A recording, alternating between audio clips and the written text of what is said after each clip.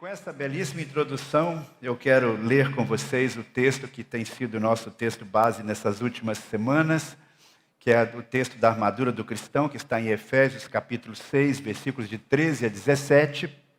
E nós temos focalizado essa última peça da armadura, que é a palavra de Deus. Vamos ler então, acompanhe na sua Bíblia ou na tela, o texto de Efésios 6, de 13 a 17. Muito obrigado. Por isto, vistam toda a armadura de Deus para que possam resistir no dia mau e permanecer inabaláveis. Depois de terem feito tudo, assim, mantenham-se firmes, cingindo-se com o cinto da verdade, vestindo a couraça da justiça e tendo os pés calçados com a prontidão do evangelho da paz. Além disso, usem o escudo da fé, com o qual vocês poderão apagar todas as setas inflamadas do maligno. Usem o capacete da salvação e a espada do Espírito, que é a palavra de Deus. No domingo passado, nós começamos a falar sobre esta palavra de Deus. E dissemos que para enfrentar o inimigo, por paradoxal que seja, esta palavra do Espírito, ela deve ser usada em nós mesmos, para que possa provocar na nossa vida aquela obra que Deus deseja que seja realizada por Ele mesmo. Então a palavra nos toca, essa semente, esta espada nos toca e nos transforma. E a partir daí, então, nós começamos a nos tornar habilitados para usar esta própria espada. Mas para isso precisamos aceitar a autoridade das Sagradas Escrituras. Eu não posso dizer, não, eu aceito em parte, eu aceito aquilo que eu entendo, eu aceito aquilo que eu aprecio. Não, toda a palavra é inspirada e você tem que, então, entender que a palavra de Deus continua sendo viva, continua sendo a verdade de Deus para a sua vida. E falamos também no domingo passado, ou começamos a falar, sobre a importância de manejar bem a palavra de Deus. Qualquer arma, quando não é bem manejada, ela pode se tornar destrutível, ela pode causar prejuízos. E a palavra de Deus também acontece assim. Por isso o apóstolo Paulo, escrevendo a Timóteo, ele diz: procure apresentar-te a Deus aprovado, que maneja bem a palavra da verdade. Então o nosso objetivo neste sermão de hoje é continuar falando sobre como você pode manejar bem esta palavra da verdade, esta espada do Espírito. E no domingo passado eu falei sobre duas atitudes que você deve desenvolver, que é escutar a palavra de Deus regularmente. Destaquei naquela ocasião que no Novo Testamento, ou melhor, em toda a Bíblia, nós não temos muitas ênfases dizendo leia a palavra. Nós temos a expressão escute a palavra, dá ouvidos à palavra. Por quê? Porque naquela época a maioria dos autores originais da Bíblia não sabiam ler.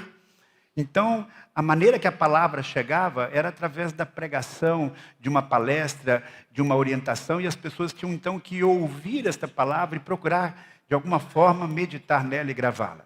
A segunda maneira de você manejar bem, se preparar para manejar bem a espada do Espírito, é exatamente meditando na palavra de Deus, com o propósito de adquirir uma cosmovisão cristã. Você tem que entender que esse livro é mais do que um livro de regras, que diz faça isso, não faça aquilo outro. Não. É um livro que deve nos conduzir a um relacionamento com Deus.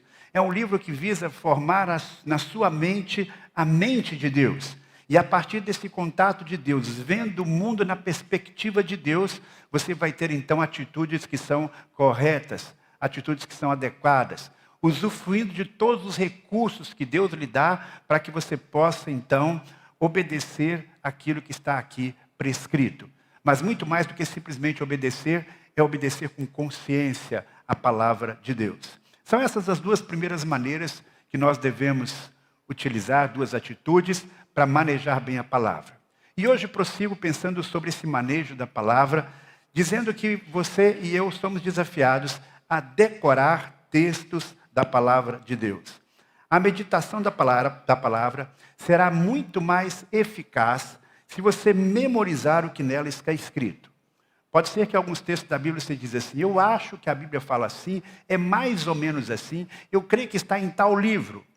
Eu sei que esse é o sentido. Bem, isso tem um certo valor, mas quando você sabe o texto com precisão, quando você sabe aonde ele se encontra, é capaz de localizá-lo, a sua meditação se torna mais eficaz. Na verdade, hoje em dia você tem muitas ferramentas para você saber onde é que está, por exemplo, um versículo na Bíblia. Você vai lá no Google, coloca um trechinho do texto e imediatamente vai vir. Mas nada é mais eficaz do que a sua memória. Se você tem na sua memória a palavra de Deus, esse acesso é ainda muito mais rápido. Você não precisa ter nenhum aparelho na sua mão. Você acessa imediatamente. Mas você só consegue lembrar daquilo que você aprendeu. Se você não decorou, se você não aprendeu, como é que você vai recuperar isso? Então, você precisa decorar a palavra de Deus. Alguém, aliás, já disse que o tamanho da sua Bíblia é exatamente o tamanho dos o volume de versículos que você já decorou. Que você pode, assim, acessar rapidamente, mesmo não estando com a Bíblia ou com o celular na sua mão. Às vezes, depois de estudar um assunto bíblico, eu recorro à inteligência artificial como fonte de confirmação ou de uma pesquisa adicional. E eu perguntei, então, à inteligência artificial quantos versículos na Bíblia, ou quais versículos na Bíblia, com a recomendação de decorarmos partes da Bíblia. E, para minha surpresa, a inteligência artificial disse que não tem nenhum versículo. Eu acho que a inteligência artificial precisa estudar um pouco mais a Bíblia. Porque nós não temos uma recomendação explícita, mas há um versículo na Bíblia, alguns versículos, que mostram claramente que o decorar faz parte do processo que a Bíblia nos orienta a realizar. E aí eu me lembrei daquele texto, que é um dos mais famosos do Velho Testamento. Aquele texto que, na verdade, é a base de toda a religião judaica. Aquele texto que Jesus utilizou quando chegaram para ele e perguntaram: Jesus, qual é o principal mandamento? E aí ele citou aquele texto que todo bom judeu piedoso citaria. Está lá em Deuteronômio capítulo 6, versículo 4. Ele é chamado de Shema, que significa ouve. E o texto de Deuteronômio 6, 4 é: ouve Israel, o Senhor nosso Deus é o único Senhor. Portanto, ame ao Senhor de todo o teu coração, de toda a tua alma e de toda a tua força. Na sequência deste texto, na sequência imediata, nós temos as seguintes palavras. Estas palavras que hoje lhe ordeno estarão no seu coração. Vocês as inculcarás a seus filhos, e delas falarás quando estiver sentado em sua casa, andando pelo caminho, ao deitar-se e ao levantar-se. Também deve amarrá-las como sinal na sua mão, e elas lhe serão por frontal entre os olhos. E você as escreverá nos umbrais de suas casas e nas suas portas. Na minha visão, tem uma ênfase aqui no decorar. Como assim, pastor? O texto fala que os pais deveriam inculcar as palavras do Senhor na mente dos filhos. Inculcar é colocar dentro da cabeça. É claro que a palavra inculcar é mais do que memorizar, porque você pode memorizar sem inculcar. Mas você não consegue inculcar sem memorizar. Porque significa você conhecer realmente o texto, conhecer realmente aquela verdade e deixar com que ela penetre na sua mente, de uma forma profunda. Então, quando a palavra de Deus diz, inculque na cabeça dos seus filhos, na sua própria cabeça isso, então memorize, apreenda isso que está ali, colocar na cabeça por repetições. E ele, inclusive, vai explicar como é que isso pode acontecer. Não é uma coisa esporádica, não é uma coisa que você faz uma vez por semana. É diariamente, no dia a dia, aproveitando cada oportunidade. O texto diz aí, ao levantar, ao sentar, em todos os momentos, andando pela casa, andando pela rua, de manhã cedo, no fim do dia, esteja lembrando aos teus filhos os princípios da palavra de Deus, para que eles possam memorizar isso. E use ilustrações visuais para isso. Tenha situações que você coloca no ambiente que vão lembrar para eles a importância da palavra de Deus. Por isso é que os judeus até hoje utilizam esse instrumento aqui. Quem já foi a Israel deve se lembrar, não é? Se lembra o nome disso? Pastor, não vale que eu já cochichei ali para ele, não é?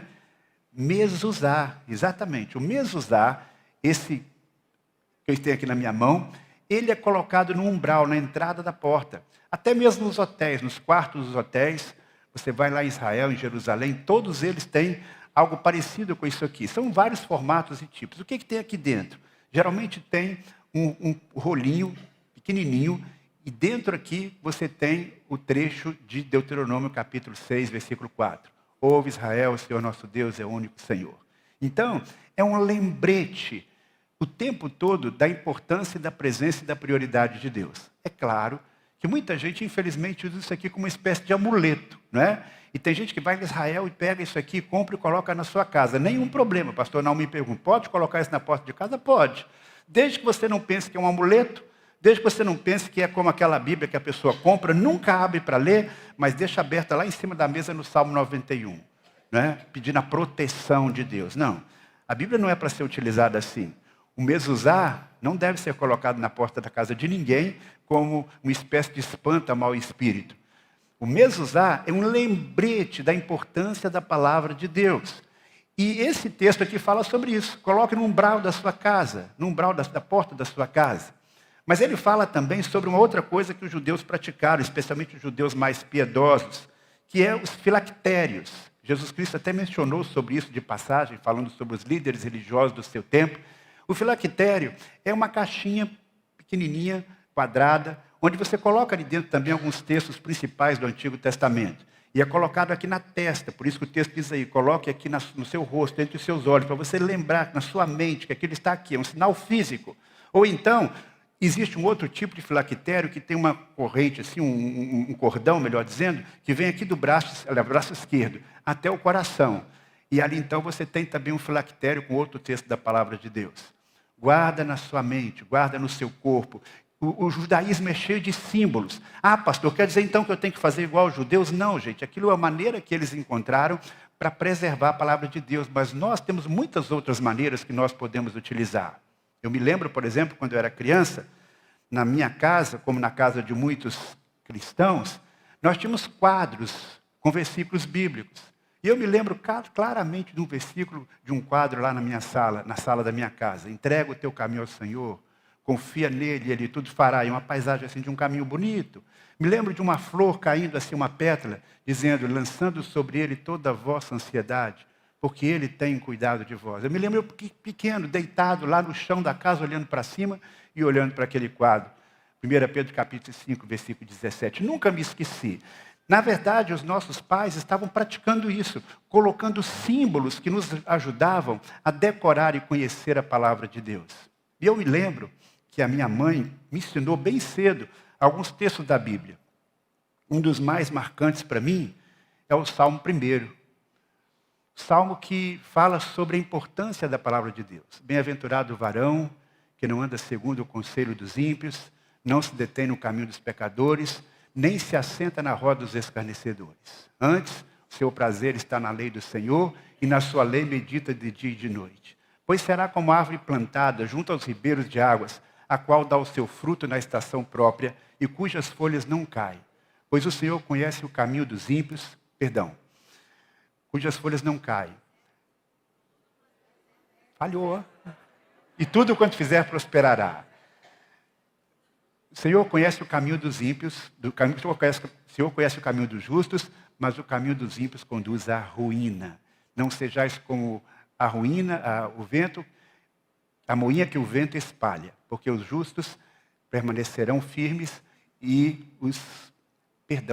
falhou aqui agora. Mas este salmo, belíssimo, o sentido dele, ele exatamente nos traz a diferença desses dois caminhos. Tinha até algumas palavras que eu nem sabia muito bem, mas eu aprendi este salmo. E se eu, com calma, consigo recordar ele bem direitinho. E esse texto, eu me lembro das figuras que minha mãe utilizava, para que eu pudesse, então, decorar e relembrar essas verdades espirituais. Portanto, meu querido irmão, você que é pai, você que é mãe, você que é avô, você que é avó, ensine para os seus filhos. Hoje, se eu for decorar um texto bíblico, tem muito mais dificuldade. Muito mais difícil. Um versículo pequeno que seja. E até às vezes de puxar na memória, de vez em quando falha, como falhou aqui agora, né? No primeiro culto eu falei bem direitinho. Mas aqui agora deu um lapso. Porém, o importante é você lembrar e conhecer a palavra de Deus. Saber onde está. Para que essa palavra possa permanecer no seu coração. Não existe legado mais importante que você possa deixar para os seus filhos do que o legado da palavra de Deus. Então eu quero estimular você a colocar o seu filho num ambiente onde ele possa ter contato permanente com a palavra de Deus. Além daquilo que você oferece na sua casa, a nossa igreja e muitas igrejas oferecem um ambiente onde a criança, o adolescente pode aprender. E você sabe que a criança, especialmente nos primeiros anos de vida, é como um esponjazinho. Que você coloca para ela, ela aprende com muito mais facilidade. Nosso filho André, por exemplo, quando era criança, aprendeu as bem-aventuranças. Todas as 9 bem-aventuranças ali no capítulo 5 de Mateus. Aqui na igreja você tem os embaixadores do rei, para os meninos, as mensageiras do rei para as meninas. Ali eles aprendem muitos versículos. Eles fazem ali competição de versículo e tal, e não pode errar nenhuma vírgula, né? Se eu fosse falar o Salmo primeiro ali, já seria desclassificado, porque não pode nem gaguejar. Mas as crianças, os adolescentes, têm essa capacidade, essa habilidade especial. Nós, mais velhos, temos que usar outros recursos, né? Nós temos que cantar uma canção. Quantos cânticos, quantos textos da Bíblia eu aprendi na Bíblia cantando? Lá nos anos 90, os Vencedores por Cristo gravaram um LP, lembra do LP? Um LP com salmos musicados. Muitos salmos eu aprendi porque eu aprendi aquelas canções. Nós temos que usar esses recursos, recursos visuais, recursos musicais, além da leitura da própria palavra de Deus. Com isso você se apropria. Alguém pode roubar tudo de você, mas não rouba aquilo que está internalizado na sua mente e no seu coração. Então, o desafio primeiro que eu tenho, para que você possa manejar bem a palavra da verdade, é exatamente decorar a palavra de Deus. Eu não tenho dúvida, meus queridos irmãos, que esta foi a razão pela qual o povo de Israel, mesmo sendo espalhado por todo o mundo, quando ele se reagrupou, ele mantinha a sua identidade, ele mantinha as suas tradições, porque cada pai, ou muitos pais judeus, ensinaram aos seus filhos os princípios da palavra de Deus, os princípios do judaísmo. E é interessante lembrarmos do que aconteceu com Jesus Cristo, quando ele foi atacado por Satanás na tentação. Diante de cada ataque, como Jesus respondia?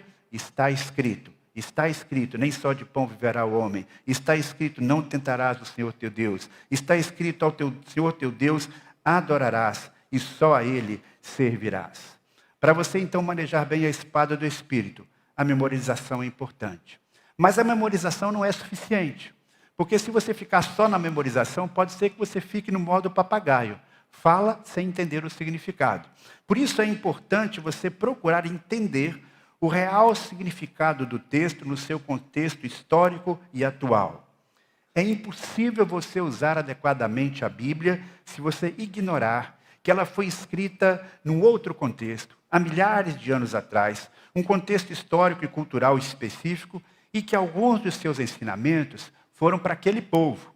Não significa que por trás desses ensinamentos específicos não haja princípios eternos. Atrás de cada um deles você vai identificar um princípio geral. Mas as Escrituras vão registrando a revelação que Deus vai dando ao seu povo de uma maneira progressiva, o que os teólogos chamam de revelação progressiva. Isso significa que o conhecimento que Abraão tinha acerca de Deus e dos seus propósitos era inferior ao conhecimento que Moisés teve. Por sua vez, os conhecimentos e a percepção de Deus de Davi certamente foram maiores do que a de Moisés, até porque ele já tinha a história do registro de tudo que aconteceu com Moisés e com os que o sucederam. O conhecimento que Paulo tinha de Deus e dos seus propósitos era naturalmente maior do que o conhecimento de Davi. Por quê? Porque ele viveu num outro momento da revelação de Deus, uma revelação mais ampla. Havia algumas coisas que Deus falava para o povo de uma maneira muito específica, como um pai ensina para o filho pequeno. O pai ensina para o filho pequeno: meu filho, você tem que acordar, fazer isso, isso, isso, pegar a roupa desse jeito, escovar o dente desse jeito, e vai dando todos os mínimos detalhes. Quando o filho cresce, ele vai seguir exatamente aquele script nos mínimos detalhes? Não necessariamente. Ele pega o espírito da coisa. Ele diz: eu tenho que me cuidar, eu tenho que cuidar da minha higiene, eu tenho que cuidar da minha aparência. Mas ele tem uma liberdade maior. Então nós temos esse segundo aspecto a ser considerado. Além da revelação progressiva de Deus, o povo estava num determinado estágio de conhecimento e de entendimento como uma criança. Com o advento da graça, a nova aliança, muitas coisas adquiriram uma nova dimensão, uma nova compreensão. Há então alguns mandamentos específicos para o povo de Israel, a circuncisão, por exemplo. Não é necessário que nenhum homem hoje faça uma cirurgia, como no Antigo Testamento, para ser marcado, identificado como alguém que faz parte do povo de Deus. A guarda do sábado, no 7º dia da semana. Isso faz parte da antiga aliança. As restrições alimentares muito severas. Precisamos, então, interpretar adequadamente. No Novo Testamento, nós temos, por exemplo, orientação para que as mulheres usem véu. Será isto aplicável hoje? Não. Por quê? O véu, naquele contexto específico, era um símbolo de submissão. Então, o importante é o princípio e não a sua manifestação exterior.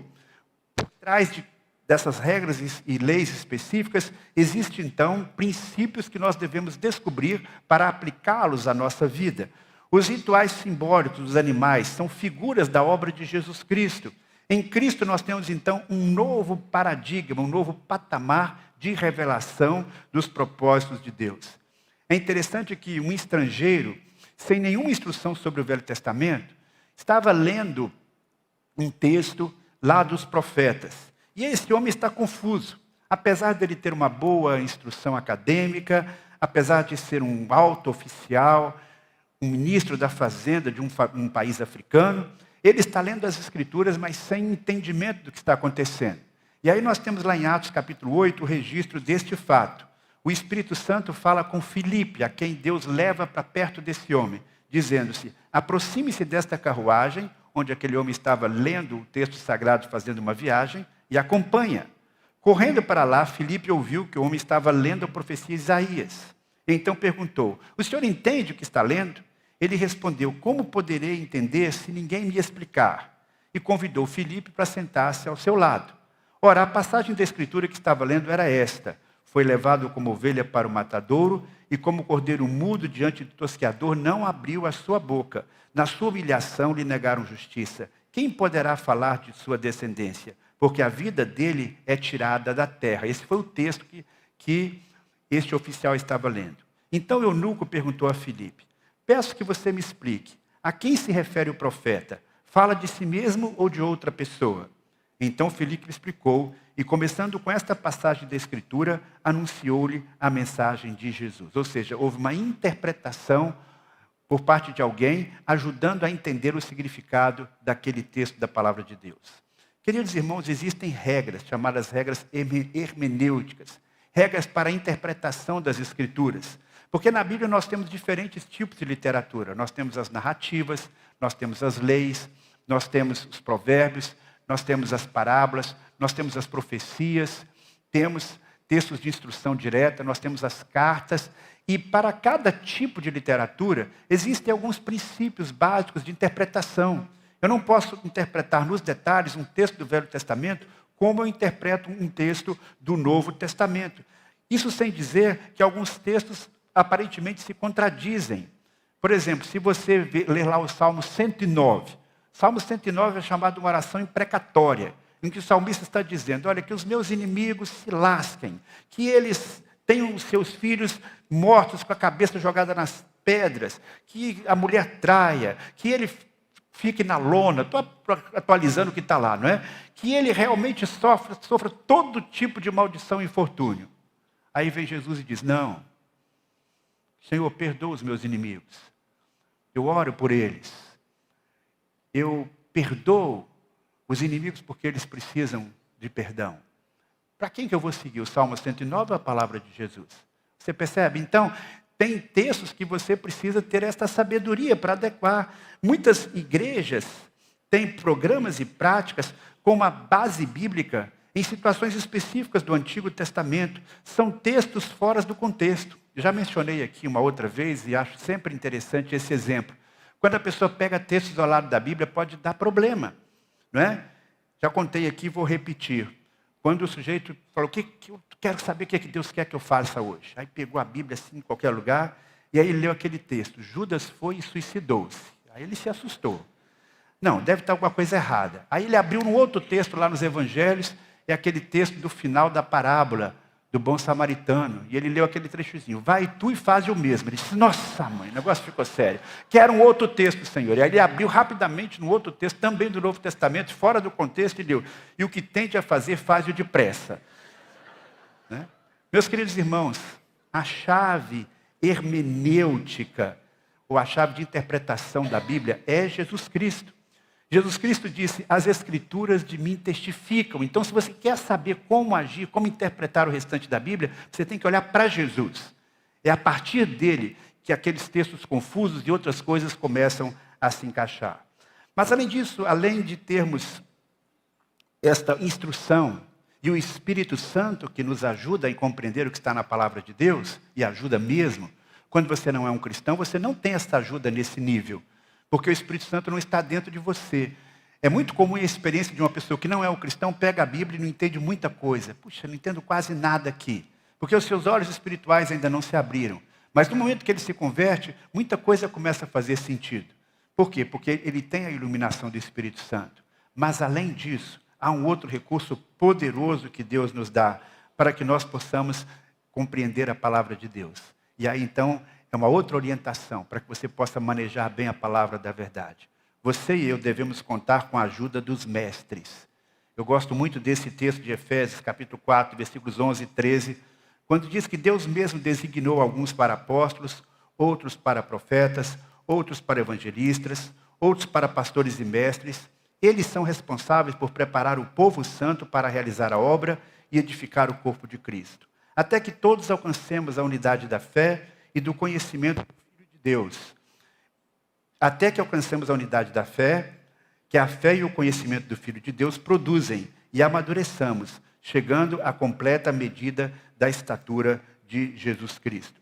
Esse texto está falando, meus queridos irmãos, que Deus mesmo provê pessoas que vão nos ajudar a compreender, a entender a palavra de Deus, a aplicá-la na nossa vida. Porque tem textos que você bate o olho, você pode entender exatamente o que Deus está querendo de você. Passagens claras, muito claras, bem diretas, objetivas. Mas nós temos algumas passagens que são mais obscuras. Textos que aparentemente são contraditórios. E aí nós precisamos da ajuda de mestres que nos auxiliem na compreensão das Escrituras. E devemos fazer isso com muita humildade. Porque mesmo entre os grandes intérpretes da Bíblia, muitas vezes há algumas divergências. Nós temos alguns que são calvinistas, outros arminianos, alguns mais conservadores. E nós temos que admitir que a igreja onde nós crescemos, nosso ambiente familiar, nossas experiências de vida, tudo isso interfere na maneira como nós lemos e interpretamos a Bíblia. Mas nós devemos, então, usar outros recursos para que a nossa interpretação da Bíblia não fique restrita à nossa cosmovisão pessoal, mas que nós possamos ser enriquecidos com os estudos de outras pessoas. Eu estou aqui na função de mestre, procurando ensinar-lhes a palavra de Deus. Mas eu tenho também os meus mestres, que me ajudam a compreender o texto sagrado. Não significa que nós vamos ficar dependentes de uma única interpretação. Esse foi um equívoco da igreja romana, quando diz a Bíblia é um livro perigoso. Só pode ler a Bíblia se você tiver a interpretação oficial, feita pelas autoridades eclesiásticas. Um dos princípios da reforma é o do livre exame das Escrituras, ou seja, você pegar a Bíblia e poder ler e interpretar. Mas esse princípio tem que ser equilibrado com este apoio, com este recurso que Deus dá de pessoas que têm mais conhecimento que você e que vão ajudá-lo na interpretação correta do texto sagrado. Portanto, é muito importante, então, que você tenha pessoas que o ajudem. Seja um professor da escola bíblica, por isso nós estamos aqui no mês da escola bíblica. Os professores estão aqui para ajudar você a interpretar a palavra de Deus. Por isso que você vem aqui na igreja, porque aqui na experiência do culto você tem um pastor ensinando a palavra de Deus, ajudando a trazer luz sobre aquilo que você muitas vezes não compreende ou precisa relembrar. E eu tenho também os meus mestres.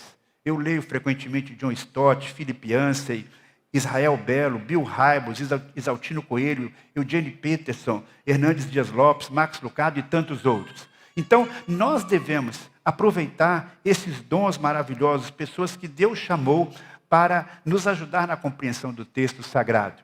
E você pode também, uma dica, comprar uma Bíblia de estudo. Uma Bíblia de estudo ajuda tremendamente para compreender melhor a palavra de Deus.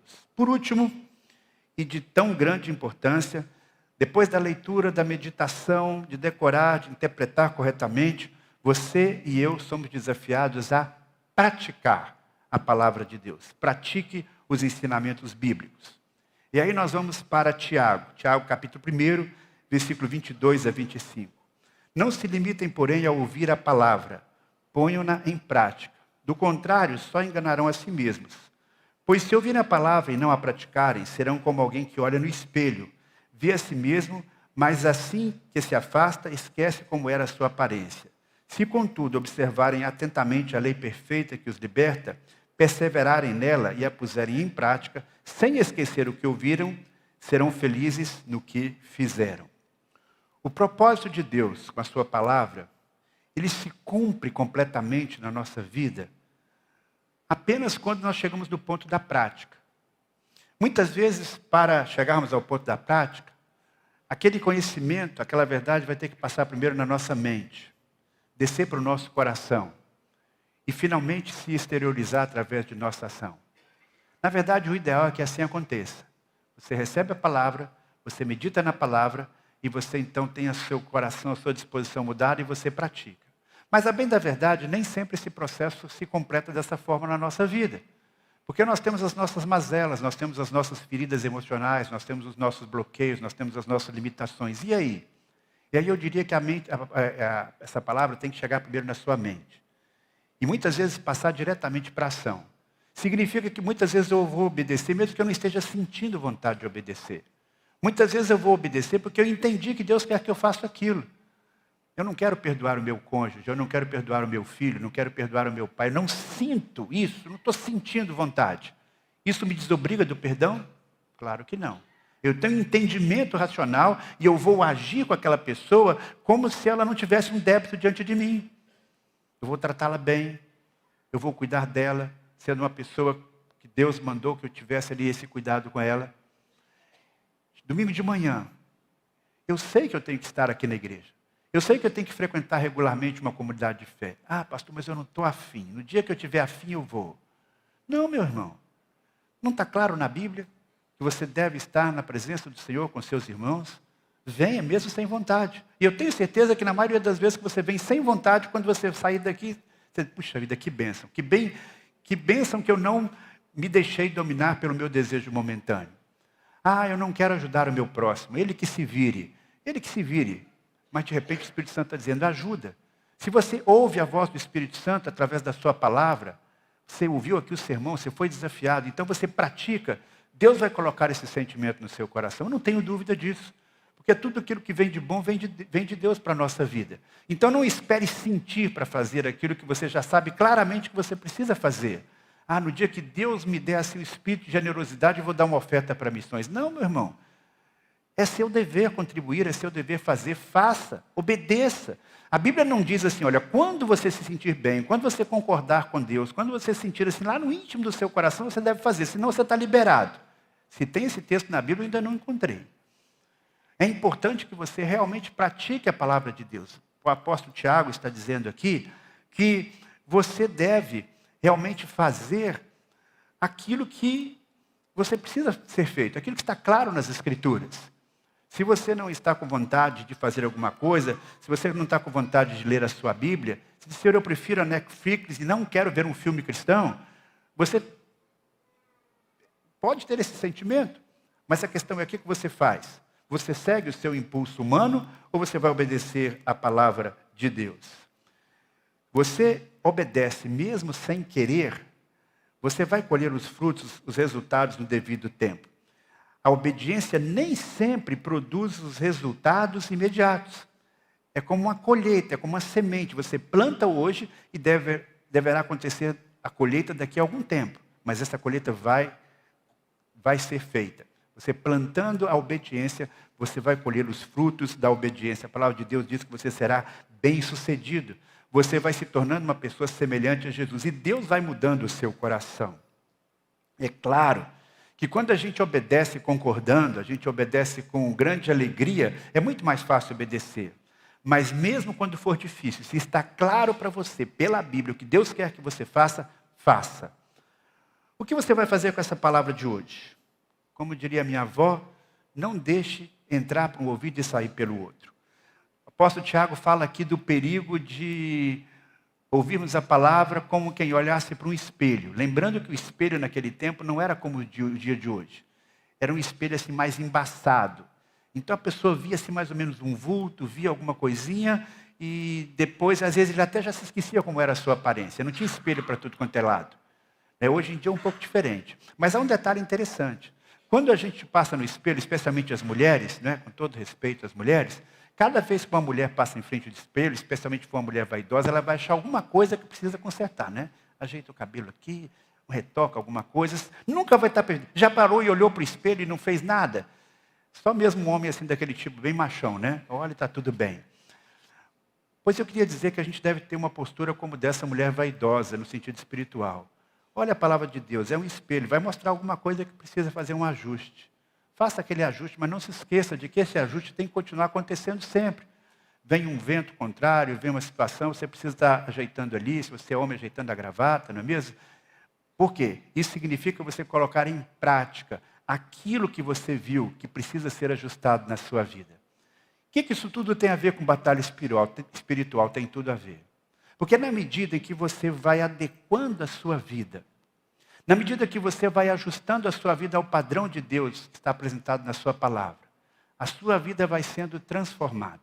E na medida que a sua vida vai sendo transformada, você vai deixando o brilho da glória de Deus resplandecer através da sua vida. E quando a palavra vai transformando a sua vida, você vai atacando o inimigo naquilo que é mais precioso para ele. Você vai fazendo com que determinadas barreiras sejam removidas.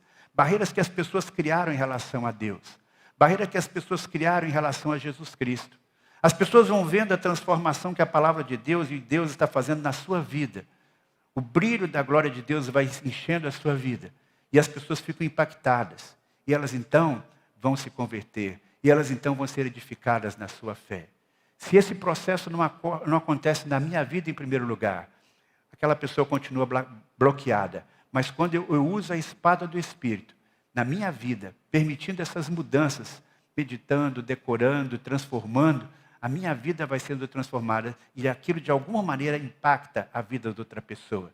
E a maior derrota que Satanás pode enfrentar no campo espiritual não é só derrubar um crente temporariamente, mas impedir que um não cristão veja a luz do Evangelho. É impedir que a pessoa tenha um compromisso com Jesus Cristo. Então, a espada do Espírito, ela é tanto uma arma de defesa contra os ataques de Satanás, quanto uma arma de ataque. Ela é um instrumento poderoso na evangelização, mas esse processo acontece através da transformação da sua vida. O meu desejo, então, é que você possa aceitar nesta manhã alguns desses desafios. Talvez seja difícil para você aceitar todos eles de uma só vez. Tendo como base da Bíblia a sua regra de fé e prática. Leia a Bíblia periodicamente, diariamente. Gaste tempo meditando. Gaste tempo decorando as Escrituras. Busque compreender aquilo que você não compreendeu, visando uma prática, visando um crescimento para que você se torne cada vez mais semelhante a Jesus. Matricule-se numa classe da escola bíblica, venha dominicalmente, usufrua do trabalho dos mestres que Deus tem capacitado para ajudar você. Pratique o que escutou, leu e aprendeu e se torne cada vez mais parecido com Jesus. Sua vida transformada pela palavra é a arma que o Espírito Santo usa para destruir as resistências das pessoas em relação ao Evangelho. Pense nisso e maneje bem a palavra da verdade. Que Deus nos abençoe. Amém. Feche seus olhos agora e nós vamos orar. E esta é uma oração muito pessoal. Eu não vou orar por você agora, mas eu quero que você pare e pense em tudo que você ouviu nesta manhã. E pense naquilo que se aplique de forma mais específica à sua vida. Quem sabe você não tem um tempo regular de leitura da Bíblia e você precisa tomar esse propósito hoje. Ou quem sabe você já lê a Bíblia, mas está fazendo de uma maneira descuidada. Entende que precisa meditar um pouco mais na palavra para trazê-la para a sua realidade. Ou quem sabe você tem até meditado um pouco, mas não tem estudado a palavra com mais profundidade. Não tem usado os recursos que Deus tem lhe dado na nossa igreja e no nosso ambiente. Quem sabe você precisa tomar o propósito de decorar a palavra de Deus. Você pode fazer isso ouvindo canções que têm textos bíblicos. Quem sabe você já tem usado esses recursos, mas ainda não tem praticado a palavra de Deus em áreas importantes da sua vida. Fale com Deus agora sobre isso. E peça que Ele lhe ajude a aceitar um desses desafios. para que a sua vida seja uma vida moldada pela palavra de Deus. Quem sabe você tem que tomar o propósito de ser um aluno da escola bíblica, ou de estar aqui a cada domingo regularmente para receber o alimento espiritual. Ou quem sabe você pode tomar o propósito de ser um pai, uma mãe melhor, um avô melhor, ensinando para os seus filhos e netos a palavra de Deus. Ouve, ó Pai, agora a oração de cada pessoa que aqui está. E a oração daqueles que nos acompanham também pela internet neste momento, Pai. Que o Teu Santo Espírito haja em cada coração, segundo a Tua vontade. E que a palavra que foi aqui exposta faça diferença nas nossas vidas. Em nome de Jesus.